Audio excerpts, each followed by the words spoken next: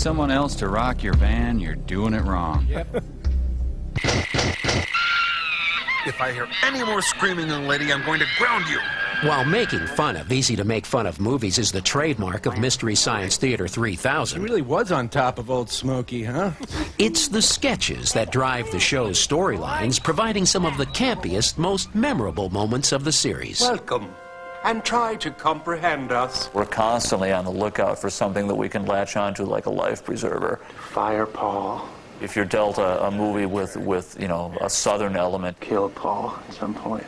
then boy, you're really going to latch onto the Southerners. Paul grudgingly rehired. I'm a trucker. What happened to your body? Well, I got me a trucker body. Found a foam latex truck driver body maker in the Yeller Pages. I'm the lone eagle of the interstate. The sketches place Mike and the robots into one bizarre world after another. Hello, nanites. Yeah.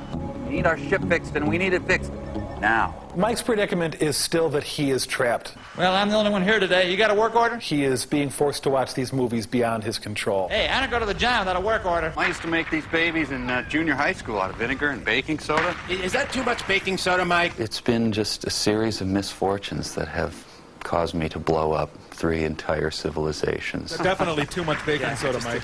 The creators have given Mike a slight character flaw. It seems that he destroys every planet he visits on his quest to find Earth. Nobody seems to be able to stop Mike from being the destroyer of worlds. Okay.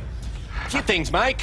First, well, you blew up another planet, obviously. Yep. What's that, 3 for you now? It's probably true that a baking soda bomb wouldn't actually blow up a planet, but hey, it's a puppet show. While Mike may be the designated destroyer of worlds, the small but versatile Mystery Science Theater staff creates memorable worlds, all on a shoestring budget. Oh, that's good. That's good in the lungs. You just kind of go for as much of a kind of over-the-top look as you can that fits within the character. I have a transvestite claws.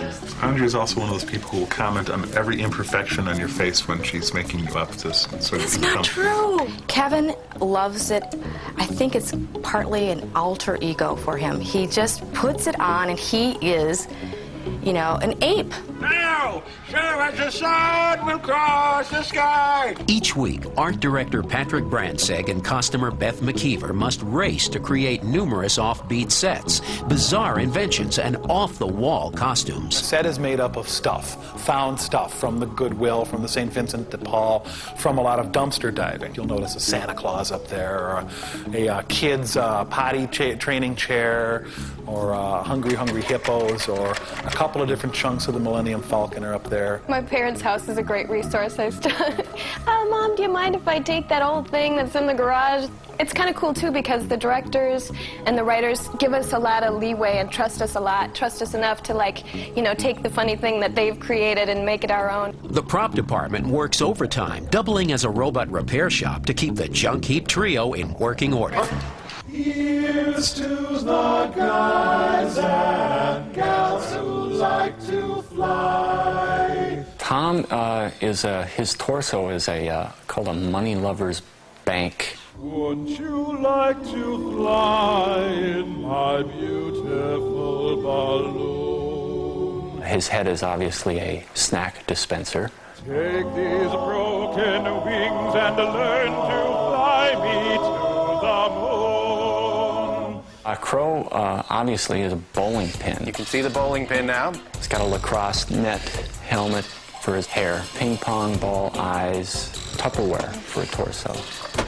Action. Director of photography Jeff Stonehouse has the tough job of transforming the small studio space into whatever strange new world the script calls for. In the old days, we used to just zoom in and zoom back out, you know, and it just kind of got old. We've added something called a jib. It's a great little device that allows me to kind of just swoop in there and get closer into like the Volkswagen spaceship thing and get right up to their faces with a wide-angle lens. We've got somebody back there with a 2x4 rocking this thing to give it animation, and it's about as low-tech as you can get. So, but it still looks fun. I mean, people buy into the mythology of it.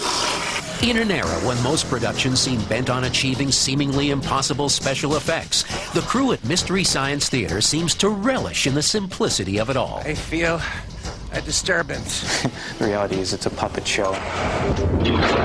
When the making of Mystery Science Theater 3000 returns, we'll find out what lies ahead for the crew of the Satellite of Love and answer the burning question, can stardom short-circuit a robot? Are you out of your stupid runners? Go, you dumb man! You never did give me an answer to that, Mike. You know what that place needs is a plant. Maybe instead of you, Mike.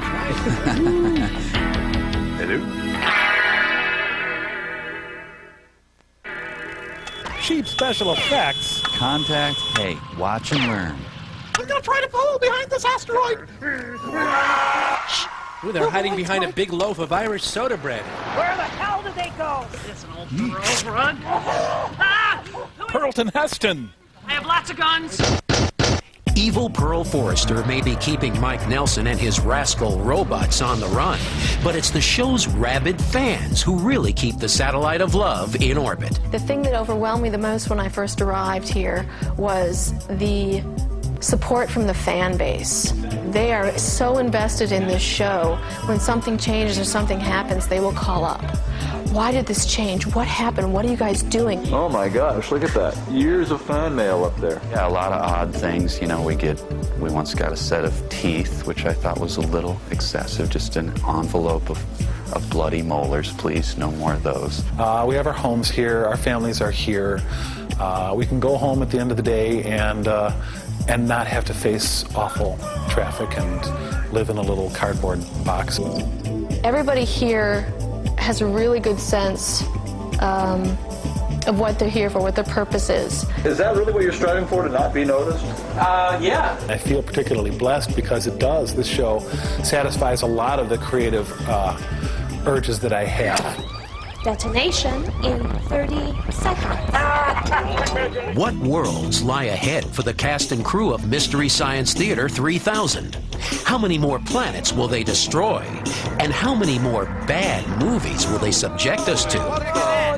To the legions of loyal fans, hopefully as many as the number of galaxies themselves. Billions and billions. I think as long as it is interesting and it's genuinely funny, then it has a place, because there are so many bad movies. Each year we get slightly better, like we buy a new light and, hey, we like our new light. And so I want to be in it long enough where, like, computer animated dinosaurs become like $20 a piece. Then we can include those. That's it. That's the adequate one. That's the one that people won't get. We've achieved mediocrity, gentlemen. Please keep sending all those chocolates. I like them. Yum. Coming up next, a band of murderous robots go after the Fall Guy. Well, someone's changed the face of humanity by illuminating how this show was made. Yeah, tuck that away in your Library of Alexandria. Yeah, done like you might think, really. I mean, not that anyone was really asking. That's true. Doughy Midwesterners? Yeah. Yep. Pretty much. Yep. Now, which one is the guy who's always hanging off my butt? You got one of those? You know, I've got one too. Yeah, now how do you get rid of those things? I don't know. Talks, I suppose. So, did Fitzcarraldo get the boat over the mountain? You know, I missed that. Did Coppola go insane in the jungle? Oh, yeah, definitely. Oh, yeah. Martin Sheen had a heart attack. I saw that.